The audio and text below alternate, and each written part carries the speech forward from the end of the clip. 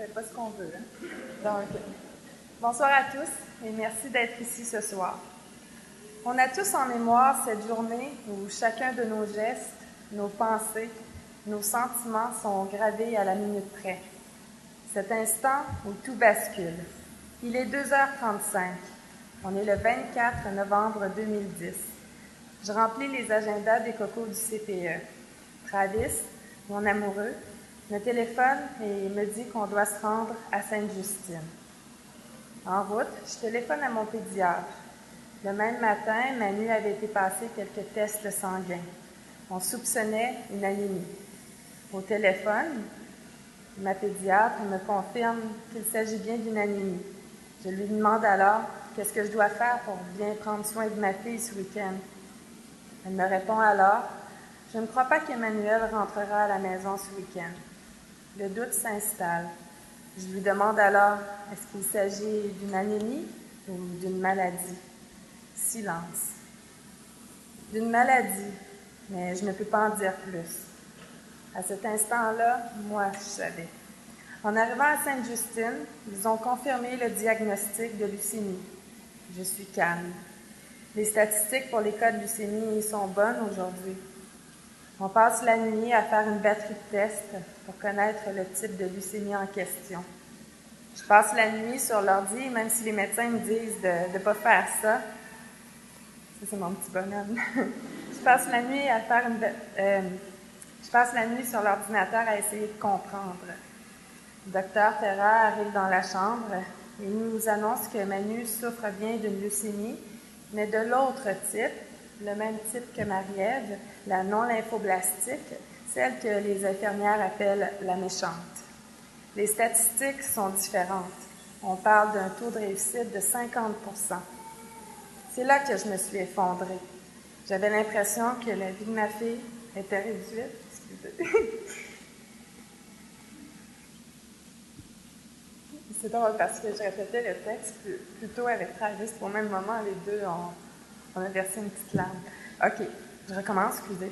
J'avais l'impression que la vie de ma fille était réduite à une pièce de 25 sous qu'on lance dans les airs et qu'on espère qu'elle retombe du bon côté.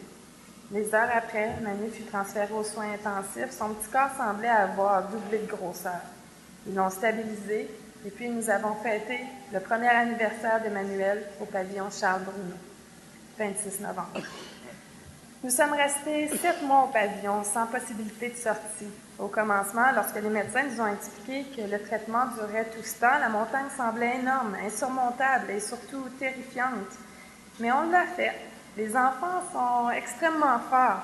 Les parents, eux, on n'a pas le choix. On a un travail à faire, puis c'est de s'accrocher un sourire au visage. Puis je vais dire ce qu'une madame m'avait dit.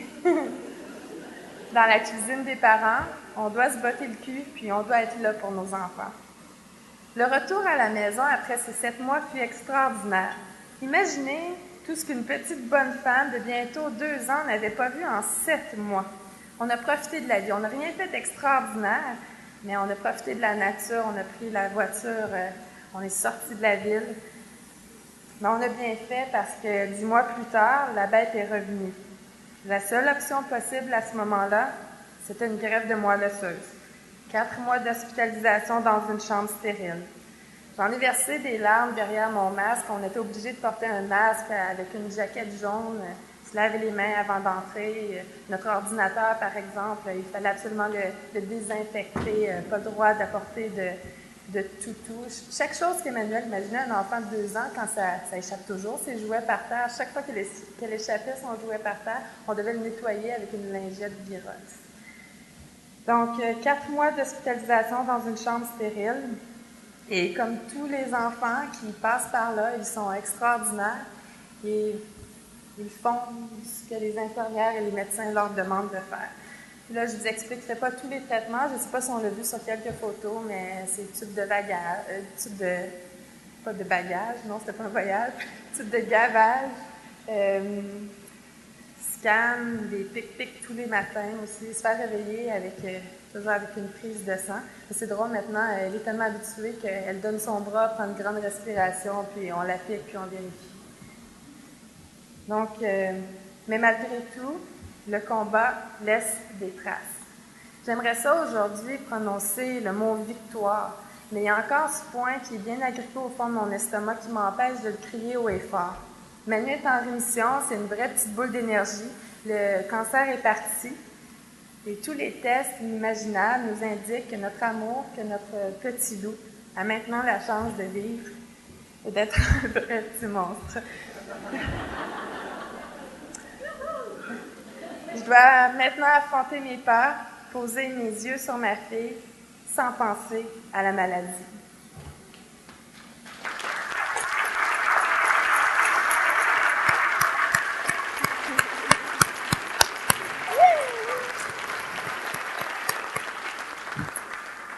La Fondation Marie-Ève Saunier vient mettre un baume sur notre vulnérabilité. En plus de voir notre enfant souffrir, on devient aussi extrêmement stressé financièrement. Chaque fois que je recevais mes cartes cadeaux pour l'épicerie ou pour l'essence, ça me soulageait de ne pas avoir encore à ressortir ma carte de crédit. Je revenais d'un congé de maternité, j'avais pas le droit de chômage. C'est Travis, mon amoureux, qui a travaillé extrêmement fort pour s'assurer que nous gardions la maison parce que oui, il y a des gens qui perdent leur maison. Donc, tous les matins, 5 heures du matin, elle se réveillait, allait travailler, revenait le soir à Sainte-Justine, passait la soirée avec nous. Puis, le lavage et tout, c'est fou tout ce qu'il a fait. Merci, mon amour. Donc, on commence...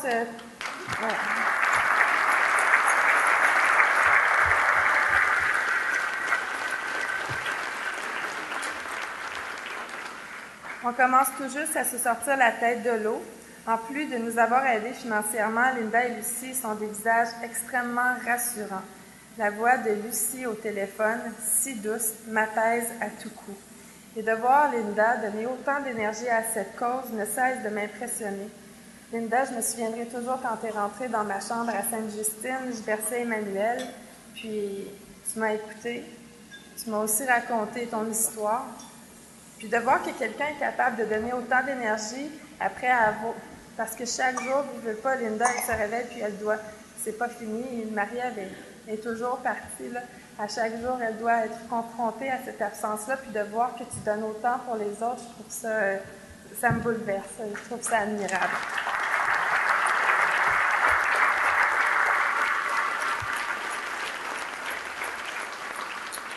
Donc, du fond du cœur, merci. Voilà.